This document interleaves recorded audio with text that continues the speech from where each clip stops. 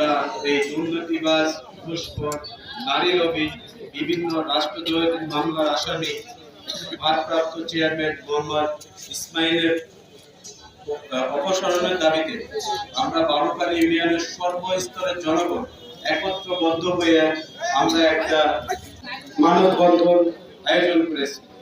যে মানববন্ধনের মাধ্যমে আমরা আমাদের প্রশাসনের কাছে গভীরভাবে দৃষ্টি আকর্ষণ করব যে এই মানববন্ধনের প্রতি শ্রদ্ধা জানিয়ে তারা জন্য এই দুর্নীতিবাজ, ঘুষখোর, নারী লবি, বিভিন্ন রাষ্ট্রদ্রোহী মামলার আসামি এই ধরনের একজন সুচরিত্রবান চেয়ারম্যান যেন আমাদের এই সম্মানিত ইউনিয়ন পরিষদে তাকে যেন না রাখা হয়, এটা আমি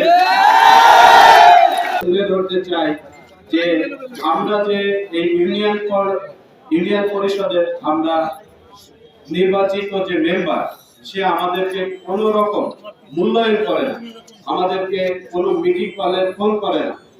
আমাদের ইউনিয়ন পরিষদের যত ধরনের আমাদের বরাদ্দগুলো আসে, সেই বরাদ্দ কিভাবে বন্টন হয় আমরা জানি না, সে আমাদেরকে কোনো কিছুই অবগত করে না।